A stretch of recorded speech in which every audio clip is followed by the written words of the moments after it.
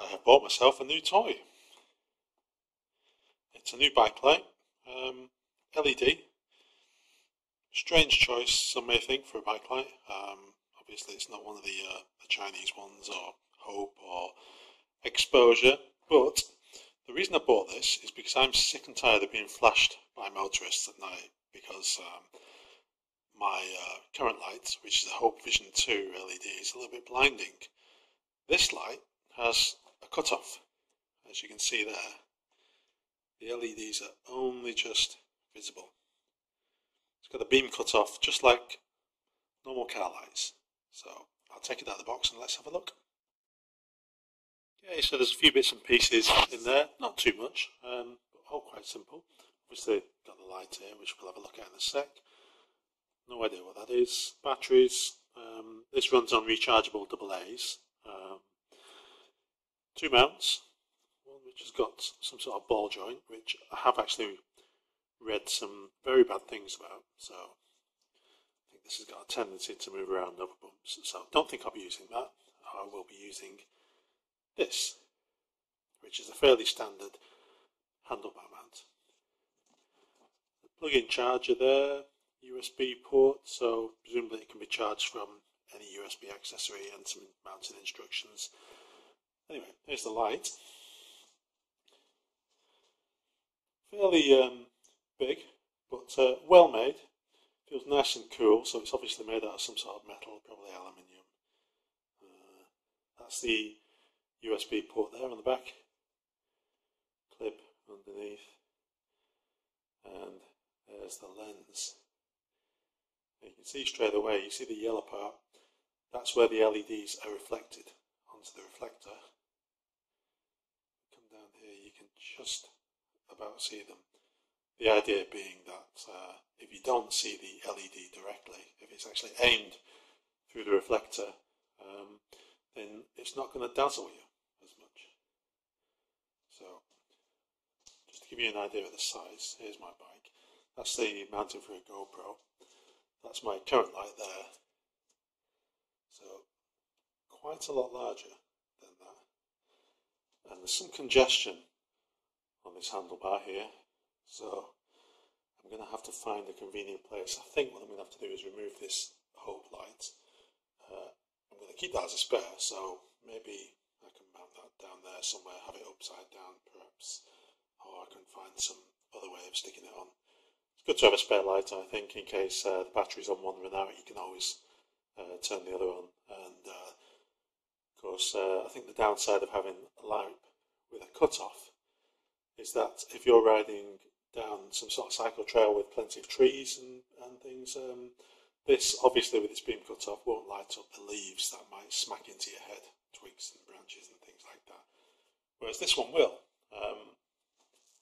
But obviously, this one being pretty bright, got no cut-off, and since this bike is used mainly on the road, it's obviously blinding everybody I drive towards, including cyclists, when I have it on full. Anyway, so I shall have a try at mounting it and see what solution I come up with. Now, just before I do mount it, I know it's bright daylight at the moment, but I just thought I'd show you a rough guide of the beam pattern of this Vision 2, which is quite old now. It's getting on a bit. It's 2008 vintage, but it's served me brilliantly. So, turn it on. That's full power. You can see, I hope you can see that it's pretty much a circle of light in front of the bike.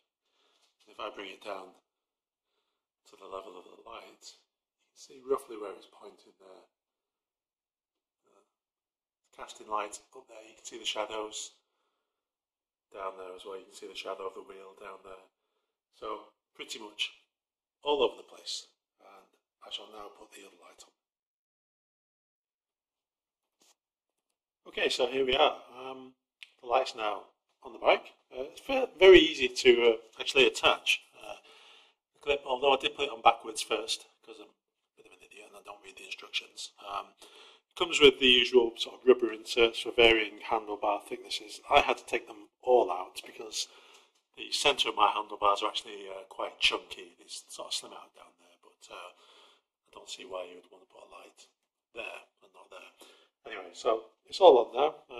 I may have to stick some very thin pieces of rubber in there when I go out and ride it for the first time, although it doesn't feel as though the clamp's going to move around much. And there's still a little bit of separation there between the GoPro mounting, although I shall probably move that slightly outwards.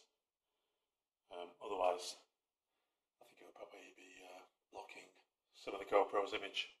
So let's turn it on.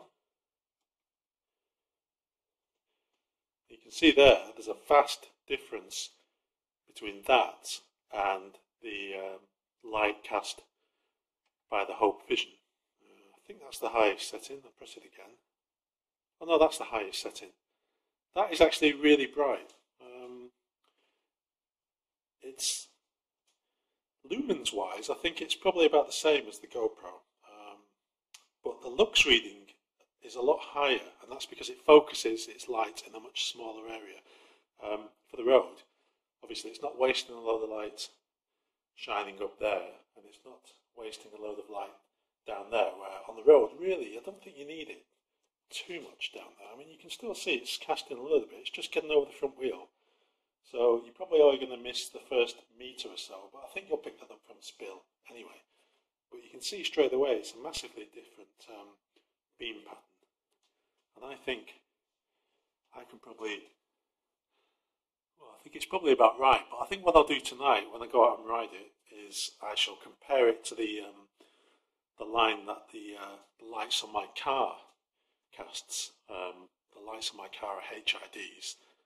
So it should be a fairly sort of accurate representation of where it should be. I'll probably align it somewhere around the top of the bonnet, or maybe the car's number plate somewhere down there, and I'll just see how I go. In terms of the actual light, you can see that it's lit up green, which is a nice little feature. I don't yet know if it has any sort of low battery warnings. Well, I guess we'll see later on.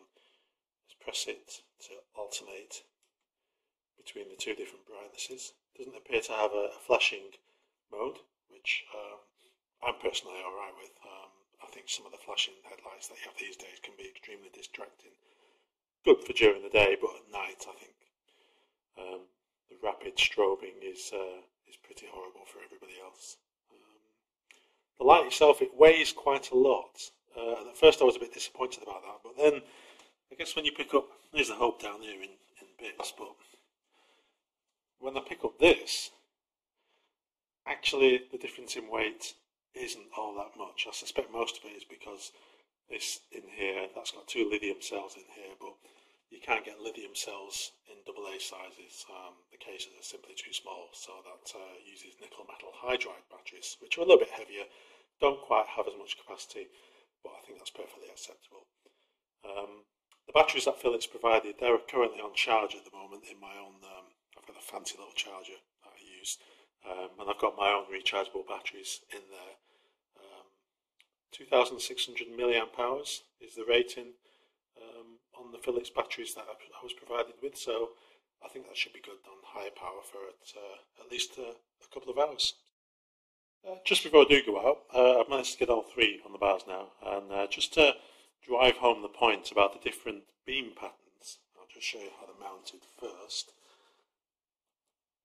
A bit of a tight squeeze, but I think we'll be okay. It's quite difficult to get my thumb down on the back of the Hope, but hey ho.